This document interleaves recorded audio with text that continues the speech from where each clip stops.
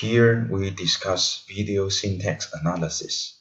The so-called syntax is basically the structure, the low-level structure of video.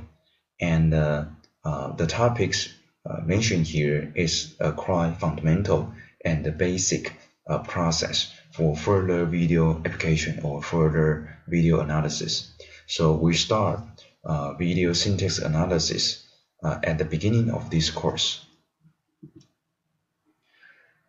We will discuss several issues including sharp boundary detection, scene boundary detection, and keyframe selection. All of these steps are very important to further or to advance video analysis. So we first define what is a shot, what is a video shot. The shot is a basic unit for advanced accessing. That's for like browsing, summarization, and retrieval. And the definition of a video shot is that when we try to capture a scene, we may turn on the camera and capture the event or the scene or the objects at some place. And then when we try to switch to another place or other thing or to capture other events, we may turn off the camera and then move to another place and turn on the camera again.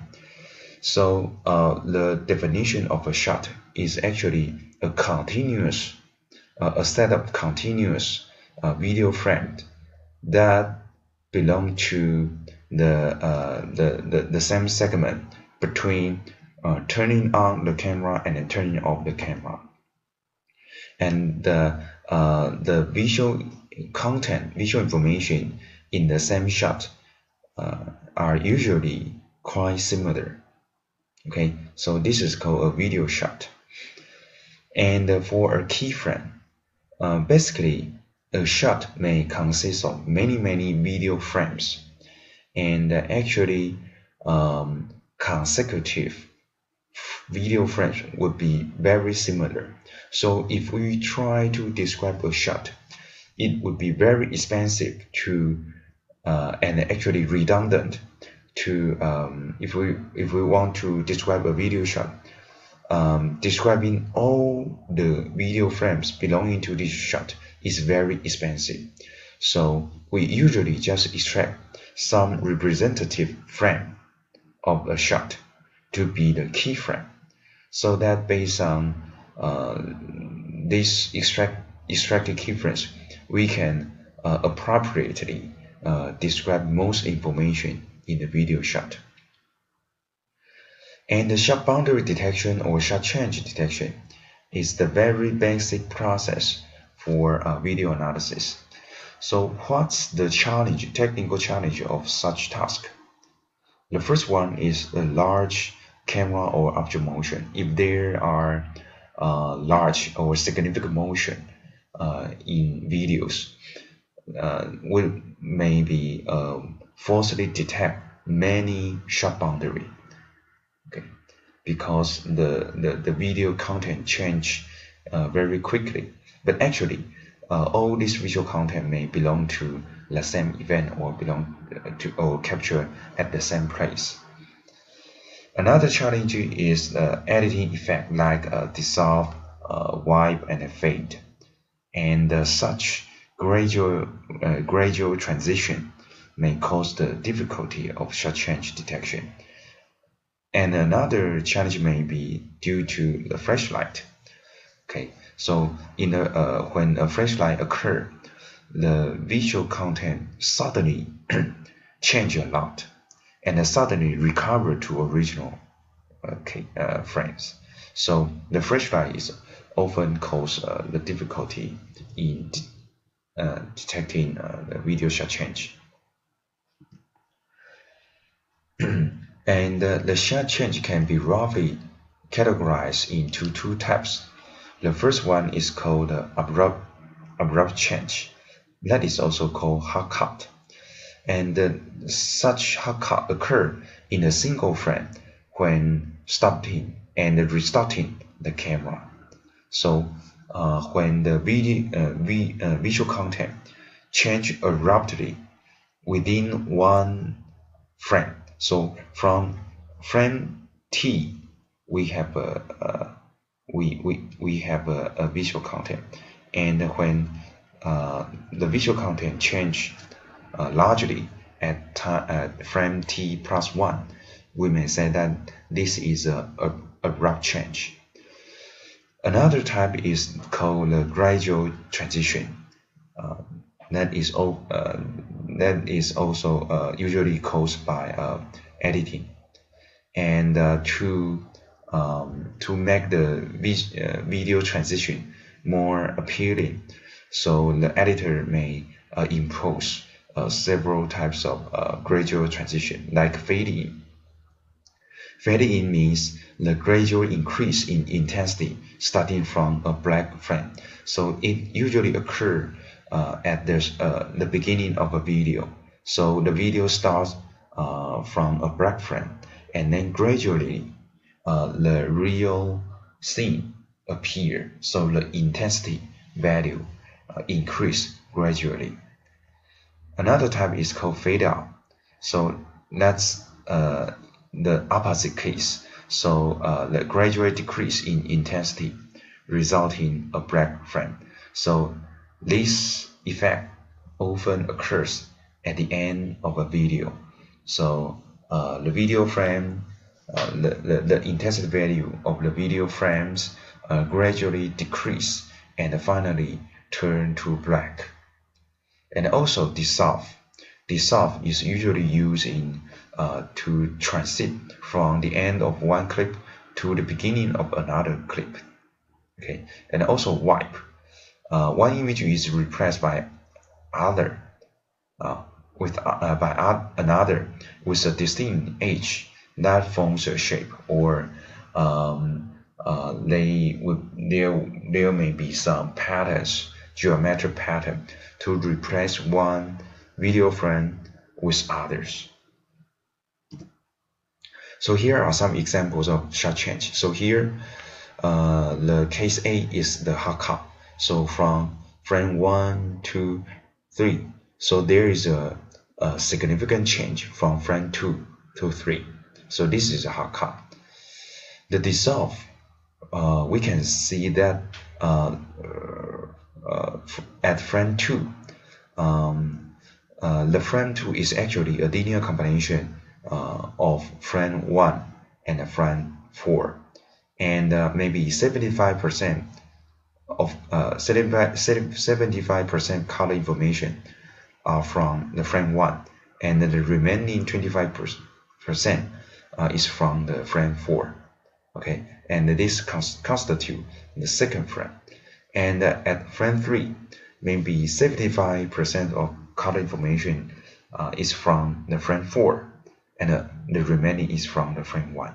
And this is a so-called dissolve. So the visual content gradually change from the first shot to the second shot. And the third example is called wipe. And we can see that the original visual content gradually replaced by the next one. So, and following some patterns. For example, the new visual content move from the left to the right to replace the original one. So we can see such gradual transition. And by the way, at many slides, we will put the reference at the bottom of the slide so that you can see where the material in this slides coming from. And you also can, from this reference data, you also can know related content more frequently occur in which journal or which conference. And some people that are quite famous, you can see their names more frequently. Okay, and of course, if you are interested in the detail of this slide, you can read this paper. So here are two examples about the fade out and fade in. So fade out, that means the intensity value gradually decrease and result in black frame. Fade in means starting from black frame, the intensity value gradually increase so that the visual content can be clearly seen after several frames. And actually, there are many variations on the wipe transition. So here are two original video shot, and we try to replace the first shot by the second shot. So many kinds of geometric pattern can be defined, like we can replace from the middle, from the middle to the boundary to two sides, and maybe replace like this pattern, X pattern, from the circle pattern, from diamond pattern, and many others. And shot change detection was actually studied for many years, and right now shot change detection has been seen as a solved problem. And around 1990s, many works have been proposed for shot change detection. And at the beginning of year 2000, many shot change detection problem has been solved. And until year 2007, there is still works on wipe detection. And after that, almost all the researchers think that the video shot change detection is a solved problem. But already this is already a solved problem. We still have to discuss it because this is the most fundamental step to do video analysis. So how do we detect video shot change? So given the video, we first have to extract features from video frames, and then we have to calculate the similarity between consecutive video frames. Because the definition of video shot change is that the visual content may change abruptly. Okay, so we have to measure the similarity between consecutive video frames or video frames in the neighborhood, and then we can determine whether the distance belongs to a shot change or not. So this is an illustration. So given a video, we may segment this video into several video shots. So how to extract features and how to calculate the distance between video frames is the fundamental step of video shot change detection. So here we first describe a few features, from the very simple to a little bit complicated one. So the first method is called pixel difference. So we just count the numbers of pixels that change in value more than some threshold. And for example, here is a video frame, and here is another video frame. So at time t and t plus 1, and we just calculate the pixel difference, actually the intensity difference. We just calculate the pixel-wise intensity difference. So we calculate the difference between this point, this pixel, and this pixel, and then calculate the intensity difference between this pixel and this pixel, and so on. And if the distance d is larger than a threshold, we say that these two pixels are quite different, and we count the numbers of pixels that are seen to be quite different to be the pixel difference, and we use this value to determine whether frame t is significantly different from frame t plus 1.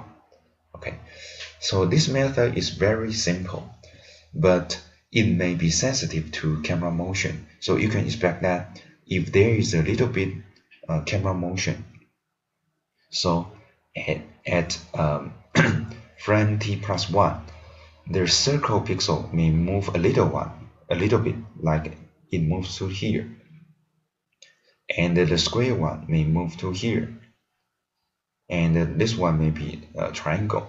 So when we compare these two video frame, we may say that, okay, this circle one is significant different from the triangle one.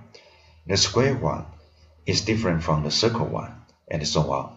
So even we human feel that these two video frames are very similar, but because of a little bit drift, a little bit translation, the value of accumulate pixel difference will be quite large. So this, although this method is very simple, the drawback of this method is also very apparent. The mathematical definition of the pixel-wise comparison is shown here. So we compare the corresponding pixels in two frames, and if the pixel difference is larger than a threshold t, we define this value as 1. And by calculating all pixel pairs, we can calculate the average difference between two frames. And if this difference is larger than another threshold, we say that there is a sharp change between these two video frames. And the problem here is it's too sensitive to camera movement, like camera panning. And one improvement to tackle this problem is we can smooth the pixel value by a 3x3 window before comparison. And this method can slightly avoid a little translation, the influence of little translation. And this improvement is was actually proposed in a very famous paper published in 1993. So this paper was published more than 20 years ago. You can see that. And one of the authors you should know is Zhang Hongjiang. Okay, and he is actually he contributed a lot in multimedia content analysis. And he was the vice president of Microsoft Research Asia, and also many important organizer like president of MSRA. And right now, I think he is in another company in mainland China. And we will see his many other works in the future. A more famous method to detect video sharp change is based on histogram comparison. We have already known how to construct color histogram or intensity histogram. In this slide, we take intensity histogram as the example. And using histogram comparison is less sensitive to object motion since it ignores the spatial change in the frame. So assume that the Hij is the eyes frame, the histogram of the eyes frame, and the Hi plus 1 is the histogram of the eye of the next frame. And we compare the histogram value beam by beam and calculate the difference between them, and then accumulate all the difference along all the beams, and then we can calculate the distance between two frames. So this is one way to calculate the distance between two consecutive video frames. Another way is use the chi-square test equation. So it's just a variation of the conventional distance calculation. So we calculate the difference between them and take square, and then do some normalization. So this is another way to measure the distance between two frames. And here are an example showing the histogram characteristic. So here we can see that the first and the second frame are belonging to the same video shot, and the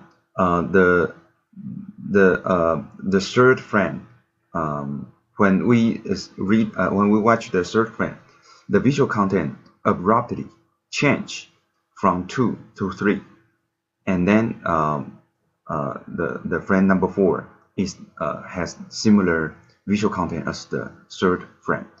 And here we see that based on intensity histogram, we can see that this is the intensity histogram of the first frame, and this is the second frame.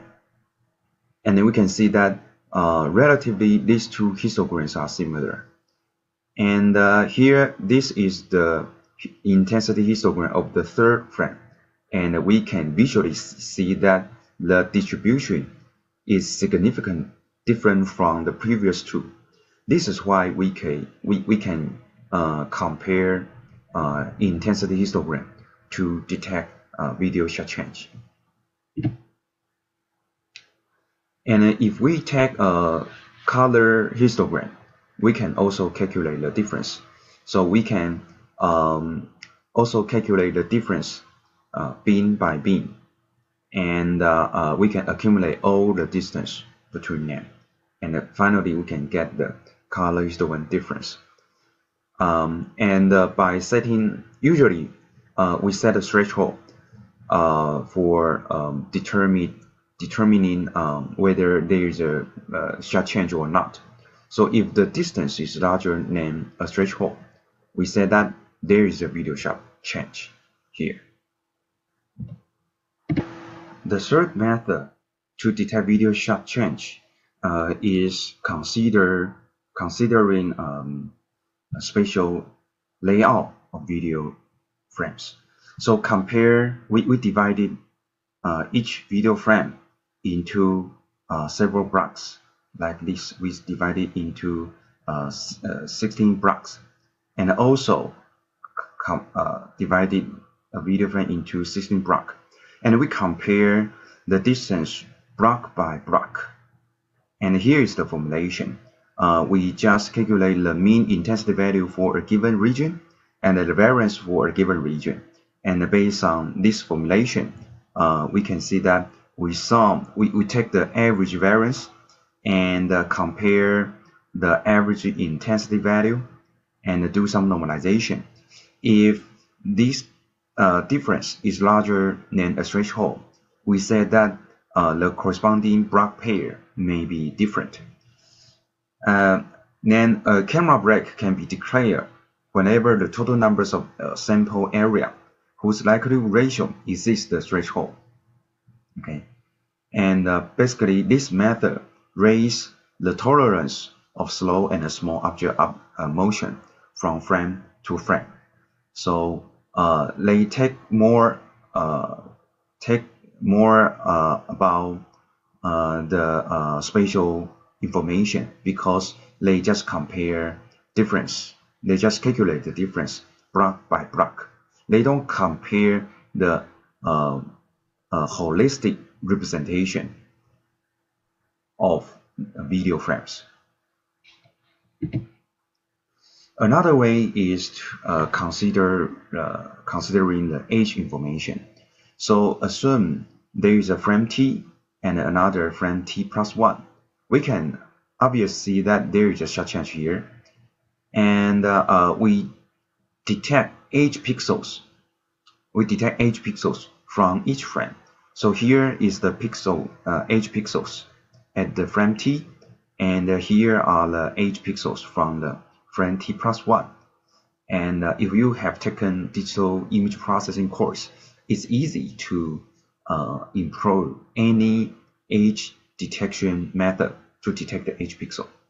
And basically, this method was proposed in 1995 ACM Multimedia. So after we detect the edge pixels, we compare the edge pixels in these two video frames. And before comparison, we also do some dilation. Okay, this is a formula. This is a formological operation. You can think that we just enlarge the edge pixels.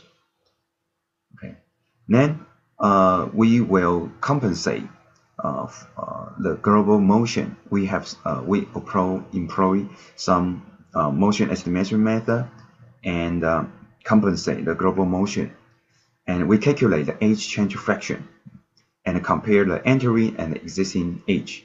So what are existing edge? That means some pixel is an edge pixel at frame t, but it becomes it is not an edge pixel at frame t plus 1. This is called an existing edge pixel. On the other hand, what are entering edges? That means at frame t plus 1, it is an edge pixel, but at frame t, it is not an edge pixel. So this is a new edge pixel. So we say that they are entering edges. And then after we determine the entering edges and the existing edges, we just calculate the edge change ratio. That is defined like this. We take the maximum of these two values. For this value, that means the numbers of entering edge divided by the total numbers of edge pixel in frame. Okay, so this is the fraction of entering edge, and this is the fraction of existing edge, and we take the maximum of these two values. We take the maximum one, and here are two examples showing the edge change ratio along the time axis. So we can see that at around frame number 9, there should be a abrupt shot. So the edge change ratio, the entering ratio, and the existing ratio are all high.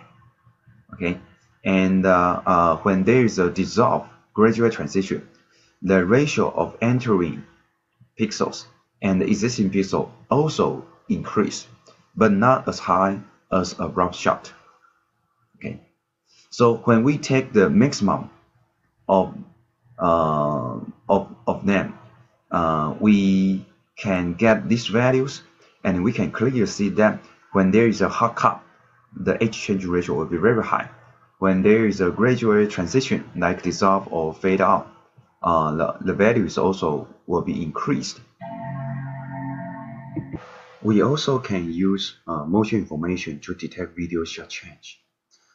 This work was proposed by National Taiwan University's research team, proposed in IEEE transition on multimedia, year 2005, and the author is Professor Bei-Shu Zhang.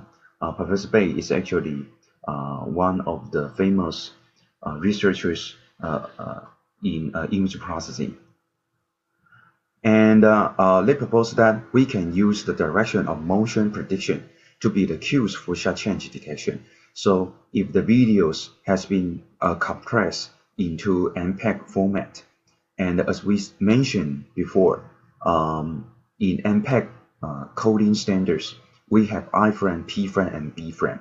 And when we decompress the video frames, we may have PBBP, PBBP, such structures. And if we found that for this B frame and this B frame, all the motion or most motion vectors are directed to the next P frame. That means there would be a significant visual content changing from this P to B. So we can expect that there should be the shot change here. Another example is here. If this B frame most refer to the previous P, and the next B frame most refer to the next P, then there should be some significant change between these two B frame, and so on. So we can also use motion information to detect video shot change. And in most cases, motion information is usually used to filter out false alarm, because when there is significant motion, no matter the camera motion or object motion, we may falsely detect there is a shot change. But if we can understand that in this locality there is significant object motion, then we may think that, okay, this detected video shot change may be a false alarm. So usually we estimate motion vectors, and if we detect motion vectors like this, all motion vectors point to the similar direction, that would be a camera panning. And if like this, all direct to the center or all direct to the outside of the frame, that would be zoom out or zoom in. That these three cases are all camera motion. So if we have already detected camera motion, clear camera motion, we may think that, okay, in this locality around this area, all the detected video shot change are just caused by camera motion. They are not really video shot change. Another method is also utilizing the information in video compression. In video compression, we describe a video frame. Before encoding, we transform the time domain or the spatial domain information into frequency domain information, and we use DCT, discrete cosine transform, to transform the intensity value or spatial information into frequency domain. So basically, lower energies. So basically, energies of different frequency ranges will be described. So we can also utilize such information, such energy distribution in different frequency ranges to describe a video frame. Okay, so by using the DCT coefficient to detect video shot change, we can first select subset of blocks, and select subset of DCT coefficient of these blocks, and concatenate selected coefficient as a vector, and then calculate two coefficient vectors between two video frames. Okay, and this method was proposed in 1994, 20 years ago. And we can use all these methods to detect video shots. Theoretically, if all the video shot change are abrupt shot, it would be quite easy to detect such change, because the visual content would change significantly. And if we can describe video frame very well, then we can easily detect them. However, because of the editing effects, many video shot change are not abrupt shot. They are gradual transition, like dissolve, fade in and fade out. So here we can see the challenge of detecting gradual transition. The x-axis is the frame number, and the y-axis is the histogram difference. We can see that when there are a cut or abrupt change, the histogram difference would be much larger than others. So we can easily set a threshold to say that when the histogram difference is larger than a threshold, then there is a cut. However, it is hard to detect such gradual transition, because in gradual transition, any two consecutive video frames just change slightly, but we humans can perceive the difference between different frames. Okay, and if we just compare any two consecutive video frame, the histogram difference just very small, and the difference will not be larger than the preset threshold. So it's difficult to detect such gradual transition. So in this famous paper published in 1993, okay, published by by Dr. Zhang Hongjiang, they propose a twin comparison approach. That is, they will set up two thresholds, TS and TB. If the histogram difference is larger than TB, then it's easy. We say that there is a hard cut here. And if the histogram difference is larger than TS, then we will accumulate the difference larger than TS for a while. So if we find that the consecutive frame here, the histogram difference between any two consecutive frames are larger than TS, then we accumulate the histogram difference larger than TS. So first, we found that at frame FS, there is a difference larger than TS. At frame FS plus 1, we also have a histogram difference larger than TS. Then we accumulate, we sum the value larger than TS. We sum it and accumulate. And then if this situation continues for a while, we will accumulate this value and to see if the accumulated histogram difference is larger than TB. If so, we said that there is a gradual change here. However, if the histogram difference just occasionally larger than TS, for example, if there is another case, here's TS. If there is another case like we only have two frame difference larger than TS, and the third one is lower than the TS, then although we will accumulate these two histogram difference, the value will not be larger than TB, will not be larger than TB. Then we will not detect such small variation, such small histogram difference as a gradual transition. So this is so-called so-called twin comparison approach, and it is quite simple. Another way to detect gradual transition is using age change ratio. As we said before, when there is a fade in, fade out, or dissolve, the age change ratio may also reflect slightly, reflect the situation. So, for example, when we check the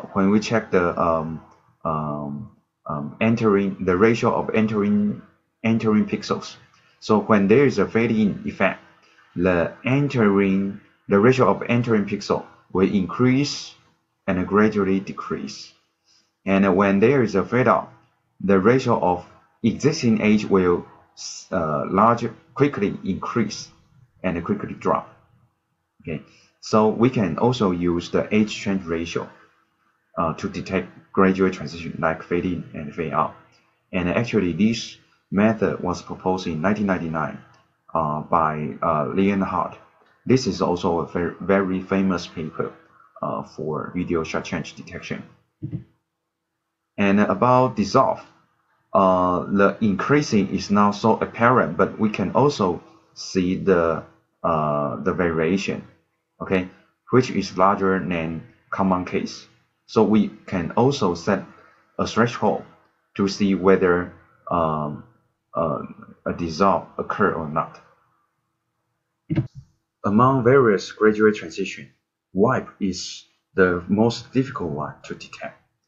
And here is a formal formulation to describe a wipe. And this wipe is the most difficult one. So this is why until year 2007, there is still paper working on wipe detection. So here assume that S1 and S2 represent the current shot and the next shot respectively. The ideal wipe sequence can be modeled as this. So SXYT means the pixel at position XY in frame T. So we can see that at frame T, and for any pixel, the pixel value would be equal to S1 or S2. For S1, that means this pixel remains the same as as the current shot. And if the pixel value is equal to that in S2, that means the pixel has changed to the new shot. And basically, how does one pixel may change or not depends on the pattern that the wipe transition defines. For example, if we just replace the current shot by the next shot from the left to right, then we will have the pixel change gradually change from left to right. So the psi 1 and psi 2, that psi 1 means according to some pattern, at the first t equal to 1, some pixels are changed to the next shot. And psi 2 means at t equal to 2, the set of pixels change to the next shot. So at time t, we have already a set of pixels that have been changed to the next shot. So this is a formal modeling of a wipe.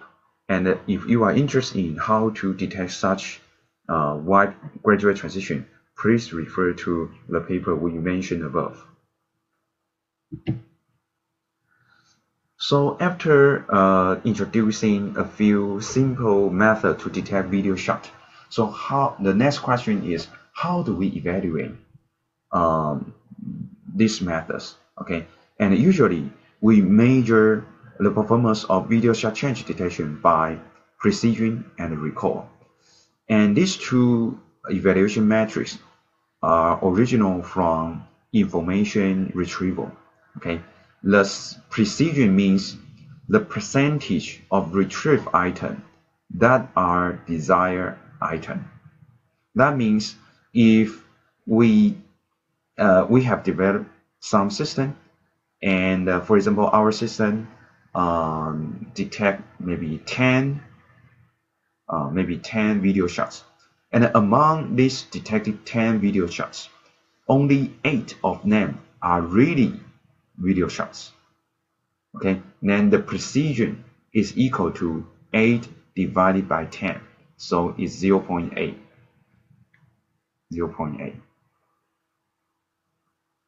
Okay, so this is the percentage of retrieved item. Here, the numbers of retrieved item is 10. The desired item, the numbers of desired item is 8. Okay, so this is a precision. And what is recall? Recall means the percentage of desired items that are retrieved. So assume that in the test video, we have, for example, we have 20 video shots. And by our system, we detect 10 video shots. And among the 10 video shots, only 8 are correct. So the recall is actually 8 divided by 20. Okay, so the recall is only 0.4. Okay, so the numbers of desired items, that means the ground truth, there are really 20 video shots changed here. Okay, so the numbers of desired item is 20, and the correctly retrieved item the numbers of correctly retrieved items is 8. So the recall is 8 divided by 20 equal to 0.4.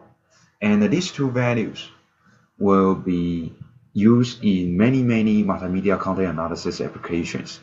So using them to evaluate the performance of video sharp change detection is just a beginning. Okay, so we can see the precision and the recall here. And actually, we also have other terms to evaluate performance. Okay, so when we read papers, we may also read the following items. The first one is miss. Miss is defined as the numbers of items that are not retrieved. Okay, so as we mentioned above, assume that we have 20 video sharp change actually, and we just correctly detect 8, so the miss is equal to 12. So we miss 12 video sharp change. Okay. True positive is the correctly retrieved item. Okay. True positive, we say that this item is a positive. That means our system say, okay, this is a video sharp change. And this sentence is true, so we say that it's true positive. So from the example we take, the true positive is actually 8, because these 8 video sharp change are correctly detected, are correctly retrieved. Okay, so false positive. False positive means falsely retrieved item. That means we have detect something, but some of them are incorrect. So our system think that it's a positive item. Our system think it's a video sharp change, but actually it is not. So in this case, because our system detect 10 video shots, so the false retrieved item is 2, because 10 minus 8 equal to 2. Okay, so these 2 detected items are actually false, are actually wrong. Okay, so this is the false positive. True negative. True negative means our system think that, okay, this is not a video sharp change, and this sentence is actually true. So this is the so-called correctly missed item. Okay, so maybe in the test video we may check maybe 100 frames, okay, maybe 1000 frames, and only 20 of them are really video sharp change. So the in our case, in most cases we check that it is not a video sharp change, and this sentence is quite true. False negative means the items that are not retrieved. Okay, so actually this value is equal to miss. Okay, is equal to miss. Items that are not retrieved. So we want to retrieve all these 20 items, but we only correctly retrieve 8. So we miss 12 items. And this is called the false negative. Okay. So the relationship between these few items can be described in this table. So it's actually positive, and we predict it's positive, then this is the true positive. If it is actually positive, but we predict it as a negative, then this would be a false negative. If it's actually negative and we predict it positive, then it's false positive. If it is truly negative and we predict it negative, then it's truly negative. So the precision is equal to TP divided by TP plus FP. Recall is calculated as TP divided by TP plus Fn. True positive rate is equal to Tp divided by Tp plus Fn. Tp divided by Tp plus Fn. False positive rate means Fp divided by Fp plus Tn. Okay, so here we can see that recall value is actually the same as the true positive value. And in the literature, we can see many performance measurements measured by precision recall or true positive rate and a false positive rate. So here is another diagram to show the relationship between Tp, Fp, Fn, and Tn. So the set of detected items is here, the set of relevant items here, so the intersection of them is true positive. The detected one that are not actually correct is called false positive. The items that are not retrieved is called false negative. And the not irrelevant item and the not retrieved is called the true negative. So we usually jointly use precision and recall to represent the performance of a method or system or an algorithm. And we can imagine that we prefer higher recall as well as higher precision. However, the value of precision and recall are usually a trade-off. That means when precision increases, recall often decreases. On the other hand, when recall increases, precision often decreases. Okay, why? We can show an example. If we try to find, for example, a tiger image, and if our system is very rigorous, and our system just return one tiger image, and this tiger image is really tiger image, so the precision will be 1 divided by 100%. Okay, so the precision is very high. However, the recall, because from the database there may be 100 tiger image, but we just return 1, so the recall is 1 divided by 100, so the recall just 0.01%. Okay, so if we try to increase the recall, then we can return, for example, we can return 100 images.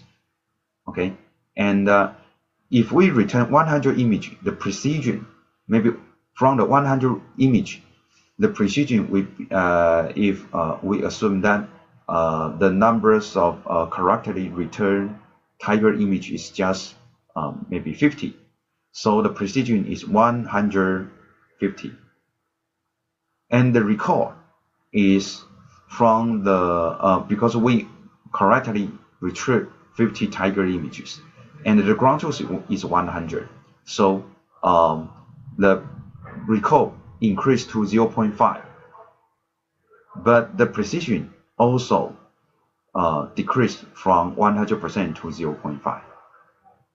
Okay, to 0.5. So we can see that when recall increase, precision often decrease.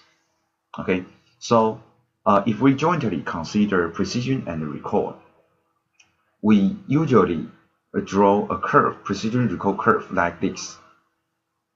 And when we compare two algorithms, which algorithm is better?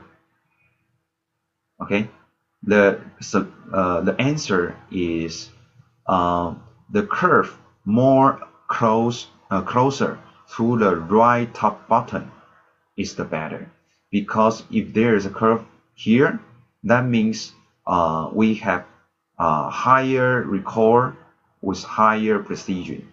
So at the same recall value, the red curve has higher precision value than these two black ones. So the PR curve, if we draw if we measure the performance by PR curve, then we like the curve closer to the right top point, right top corner. Okay, and by comparing these two algorithms, we may say that okay, algorithm 2 is a little bit better than algorithm 1 because it's closer to the right top corner. We can also measure performance by ROC curve, receiver operator characteristic curve. This curve is actually drawn based on the true positive rate and the false positive rate and the true positive rate. And we can see that by comparing two algorithms, we would like to make the false positive rate as small as possible and make the true positive rate as larger as possible. So which algorithm is better? The algorithm with the curve closer to the left top corner is better because for the same false positive rate, the algorithm 2 has higher true positive rate. So algorithm 2 is relatively better. So using PR curve or ROC curve are very common in evaluating system performance. And we can check how this curve evolve, whether they are closer to the left top corner or the right top corner to determine which system or which method is better. Both precision recall curve and the ROC curve are popular in describing a system's performance. So how do we determine which curve to use?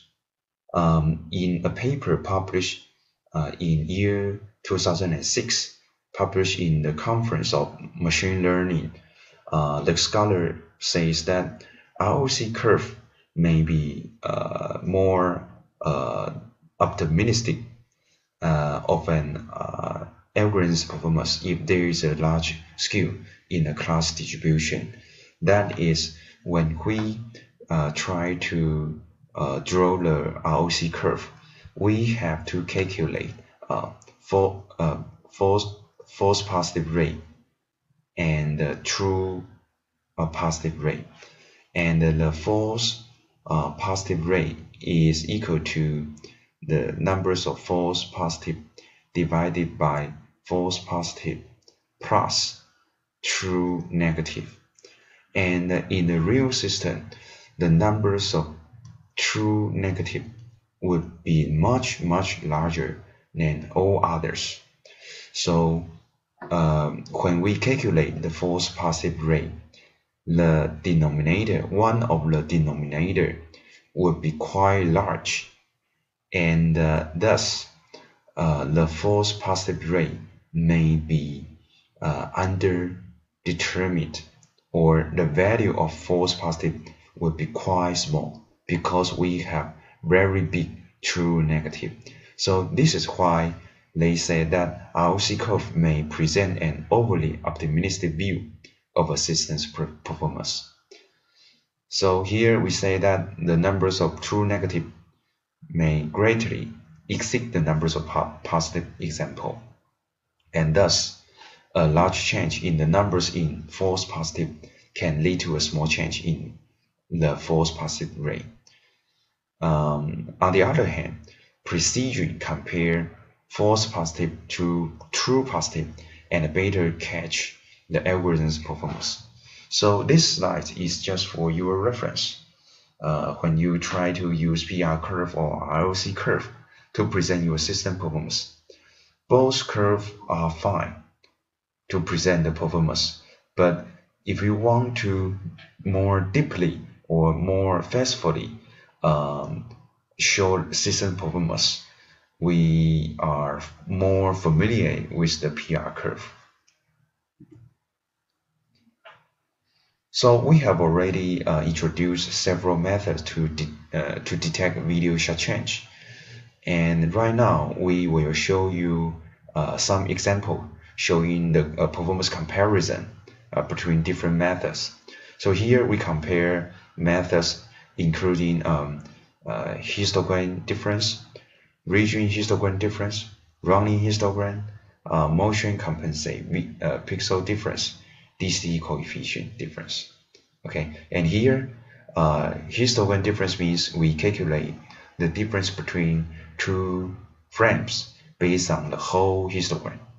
Based on the histogram, extract from the whole video frame. And the region histogram means we divided a video frame into several regions and we compare the difference region by region. Okay, and based on the following evaluation data, we will draw PR curve or ROC curve to compare system performance. And here we have several types of videos: TV, news, movie, commercial, and others. And here are some detailed information. And we can see that most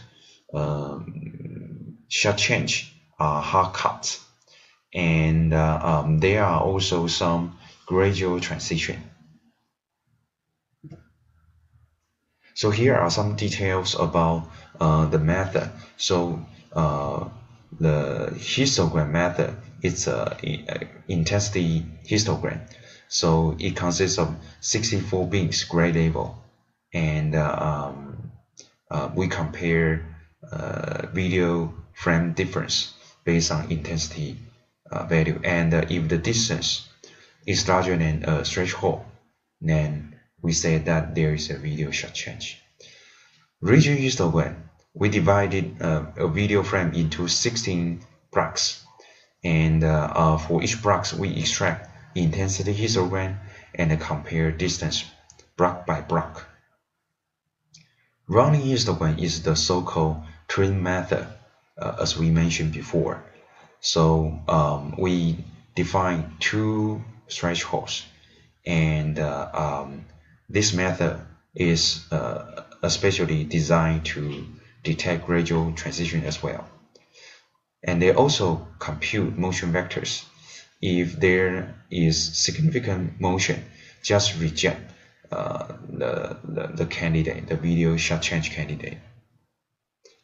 The next one is a motion compensated pixel difference.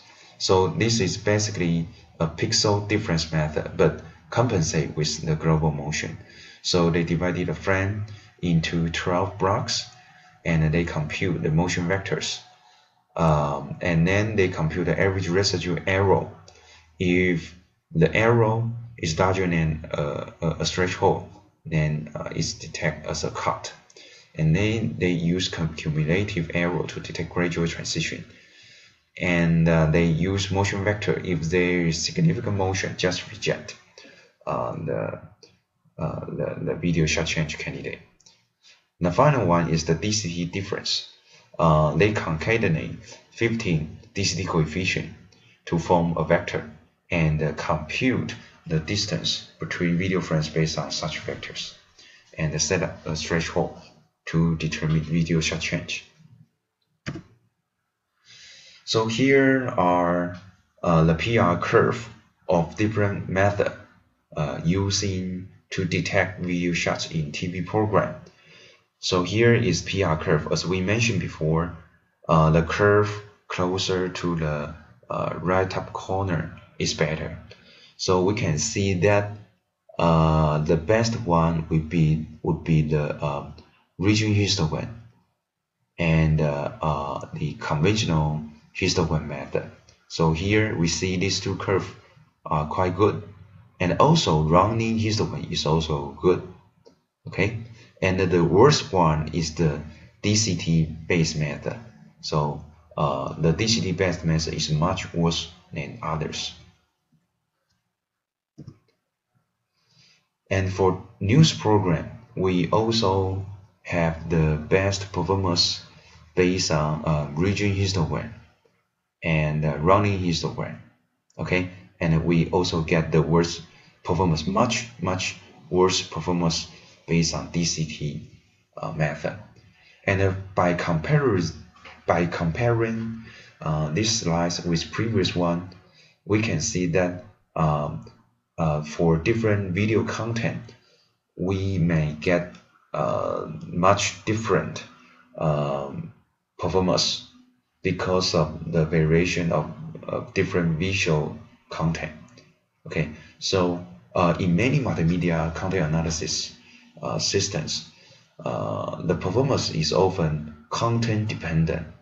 That is according to the difficulty and the characteristic of different visual content, we may get much different performance, and this is reasonable and commonly seen in many applications and systems. And for movie video, again, we get the best performance based on region histogram and a conventional histogram, and the DCT method is the worst. For commercials, the same situation.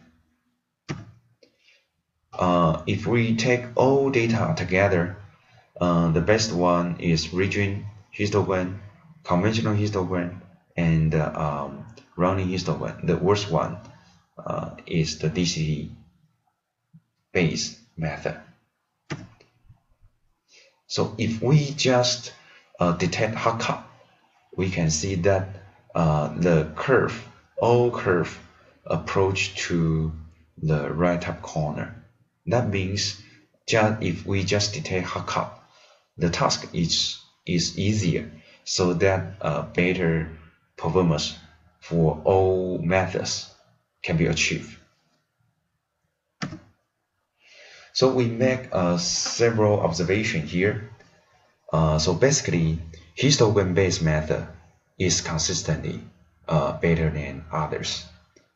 So this is why we introduce intensity histogram and the color histogram first. Histogram would be your first choice to describe an image or a video frame. Okay, so usually the histogram-based method produce the first or the second best precision, and it's simple, it's straightforward. And region algorithm seems to be the best. Okay, where record is not the highest priority. So when we don't demand very high recall, region algorithm seems to be the best. And the running algorithm also very good when we put more focus on high recall region. Then we will say it's very important. So we can go back to previous slide. When we focus on very high recall, you can see that for this very high recall, we can see that the running histogram achieve the best performance. Okay, and when we focus on median or moderate recall value, the region histogram achieve the best. And motion vector is also helpful to reduce false positive. And the DCT method keeps the worst because it causes large numbers of false positive in black frames. So if you are interested in more details in video sharp change detection, you can read these papers. All these papers are very typical and very famous. And if you check the citation numbers of these papers, all of them have very high numbers of citation. Although these papers were published maybe 20 years ago, like this one, but this one is a must-read reading material. You should read it. Although it's very old, but it introduced very basic and important idea to detect video sharp change. The paper published in 1999 is also very important, very highly cited highly cited. In year 2007, there is a still paper to make the literature review, and to make you can say that it makes a conclusion about the area of sharp boundary detection. And this paper is also very famous. Okay, it discusses whether sharp boundary detection is a solved or unsolved problem in year 2002.